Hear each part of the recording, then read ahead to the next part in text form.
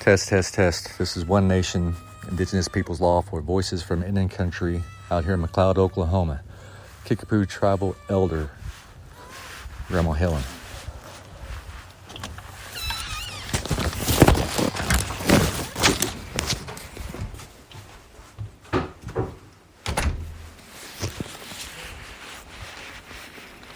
So I've been seeing on YouTube, there's the Kickapoo. This one is our corporate charter where it says they're supposed to buy land and divide it up for the members, which they don't, which we've seen that down in Texas. Yeah. And then we have right here the Constitution of the Kickapoo Tribe of Oklahoma, which says we, the Kickapoo Indians of Oklahoma, in order to promote our common welfare and to secure to ourselves and our descendants the rights, powers, and privileges offered by the Thomas Rogers Oklahoma Indian Welfare Act of June 26, 1936, to establish this organization and adopt the following constitution and bylaws pursuant to that act.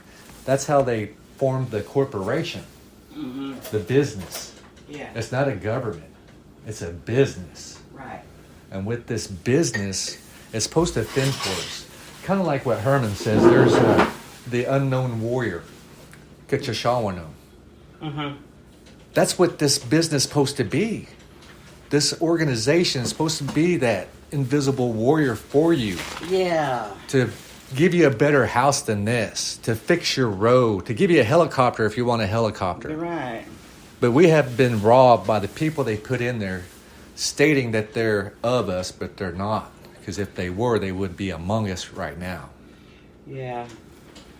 And so when they talked up there with the ICWA, the Indian Child Welfare Act, that was done in 1978.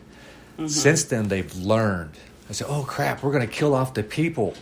And they're going to be held responsible for genocide or crimes against humanity.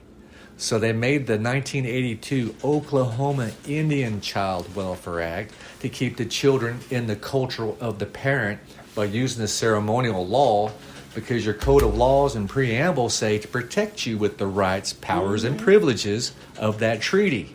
Now, we have numerous of treaties, but the Treaty of Greenville ties us all together with the Chippewas, Wiz, Kaskaskias, Eel River, Shawnees. But people forget Kickapoos are Shawnees. They just ate early. We're just a part of them. We're a part of them. We're all of them. All the same us, yeah. bundle belief. That's what they try to take away, that belief system. And then you educate the Indian people to go against your own with that lens of colonization or American education.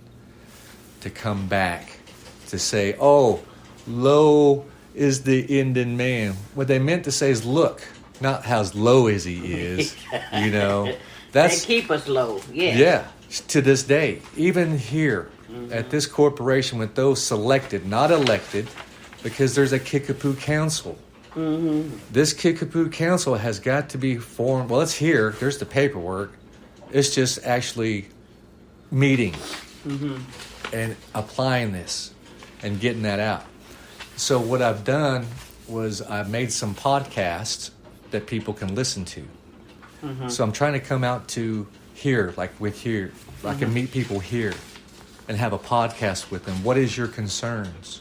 You know, like every time we go to the BC, it's law and order, law and order. Yeah. I said, who wants to watch that movie? You get up and speak, they want to throw you out. Forget that First Amendment. If we can play all those games with them, but the truth of the matter is that we have got to take over our own, because they borrow our sovereignty. You have land here. You're royalty. They only borrow that. How come they're sitting up so nice? Dressed up and all that, and we're the royalty, and look, we're dressed in rags. There's something wrong with this. For our next meal, yeah. Yeah. And so they're throwing food away, and we're scrounging for it. They're not sure how to help the people. And I agree with what Herman says about things, too.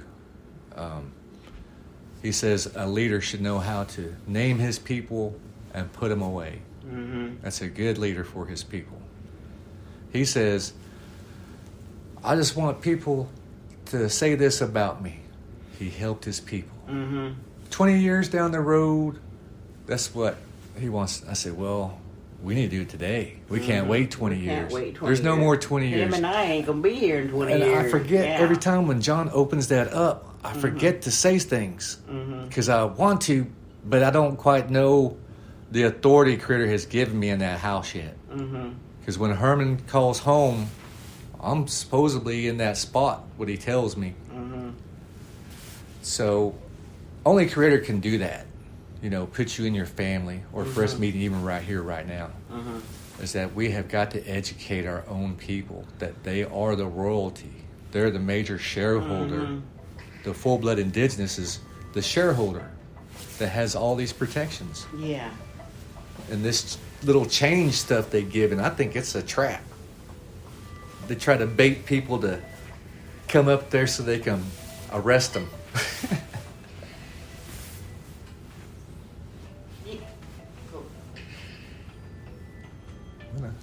Yeah.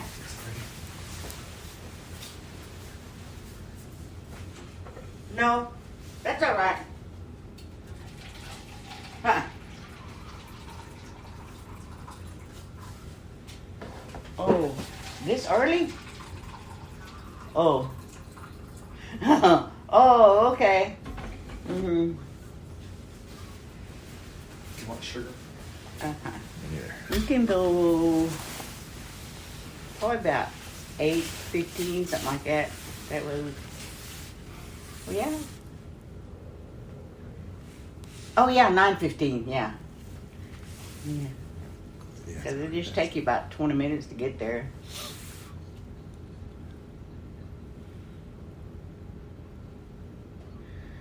Yeah. Yeah. Mhm.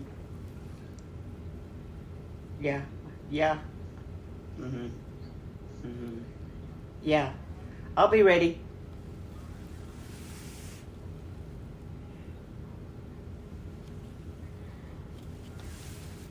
Mm-mm. Not a word. Alrighty, I'll see you at 12. I got company right now. Okay, bye.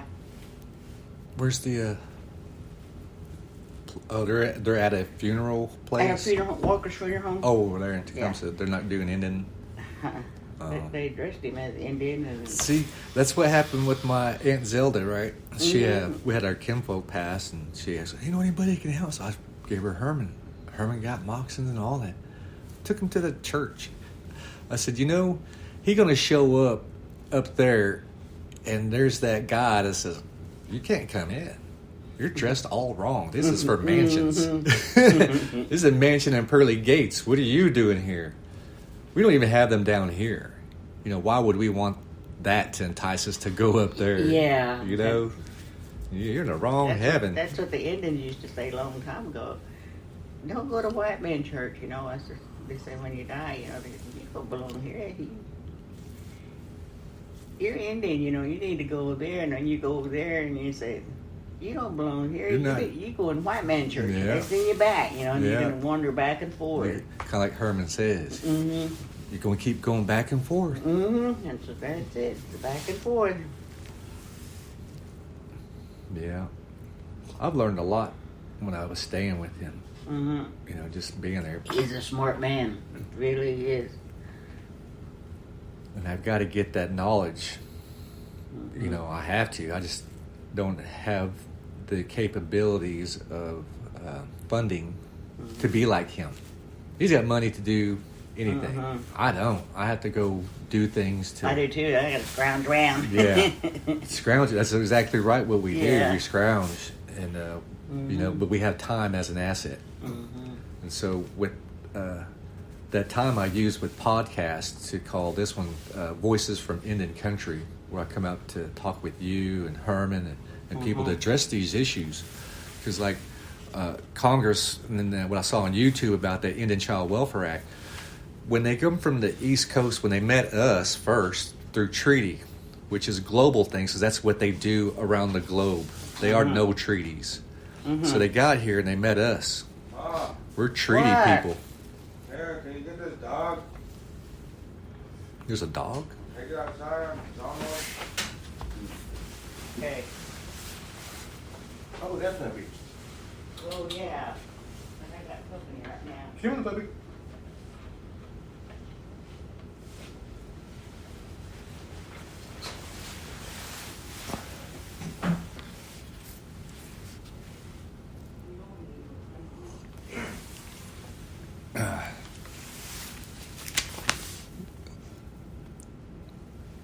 The name of the organization shall be the Kickapoo Tribe of Oklahoma. So we have paperwork and the charter. Whereas the Kickapoo Tribe of Oklahoma continues to recognize tribe of Indians residing in Oklahoma. These are approved by the Assistant Secretary of the Interior. And it's by Oscar Chapman, the Assistant Secretary, in 1936. Yeah. Yeah, so what they're trying to do with that ICWA is to throw things for non-Indian people. Mm-hmm. It's not really about the baby, the Navajo baby in Texas. They gotten law firms behind them that supported the DAPL, the Dakota Access Pipeline, and things like that. So when they remove us from the land, we have no rights. Mm-hmm. And that's what they're doing. They're taking our children. Yeah. So they can't know in their minds to match their heart what they know innately, what the truth is. They're going to program them to go against us. Mm-hmm. To say, oh, no, you're wrong. But they don't even know our law. So the Indian Child Welfare Act, they're doing it from Navajo because President Theodore Roosevelt made that an executive order. These people from Texas are a different state. They're not even tied to United States of America. They're their own republic. Mm-hmm. So what are they doing as a state over a federal entity when Congress has jurisdiction over their states? Right. And we have a nation-to-nation political protective agreement around the globe. Mm-hmm. So they've learned from dealing with us, treaty people, well, let's see the president make an executive order, because he only wanted to save the Grand Canyon from being made out of museum or casinos. Mm-hmm. And then westwardly to California and a few other states, they public law 280, which Oklahoma is not. Mm-hmm. They're trying to make it like they rule over us, but they don't. They don't. We're federal. We're above them. This DHS does have no stepping in here. Them garnishing the federal people's money, that's fraud. They can't be doing that either. But they do it. Until now that I have this information, I try to give it out on a podcast, but those who can receive it. Mm-hmm. Like my sister, she's the same as me, but she's doing very well over there. Mm-hmm. She won't go against that, the thing that feeds her. Nope, even though she would know the truth. Mm-hmm. No, can't do it. It has to be the people who are experiencing it. Mm-hmm. Those who don't experience are doing all the talking. There's this Cherokee girl, Nagel, and she's talking about this stuff. She's just a reporter and a writer. She has no law degree. Mm-hmm. She's Cherokee from Siloam Springs. That should tell you already. If you look at her complexion, she don't look like us. Or is she hurting like us? Or live like us? So she can't really fend for us by experience as being of the people. Mm-hmm. So they've had these people throughout history saying they're friends of the Indians and things like that, trying to say they're for us, but they never have been. They've always swayed us, trying to tell other people with the monies that, oh, well, they really need this. We do not live like the white man or their standards of living. And that's how they're stealing our children. And these are all systematic approaches through the Indian Civil Rights Act, because that's supposed to save us there too, comparative to their constitution. But our treaties are primary law of the land, just as their constitution. So that's what they went to court for. Oh, this is racism, this is this and that. Race has nothing to do with it. We're a political entity, but we don't know how to do it. I know how to do it, but now the other side don't know how to talk to us, or they don't want to. It's one of the two. Mm-hmm.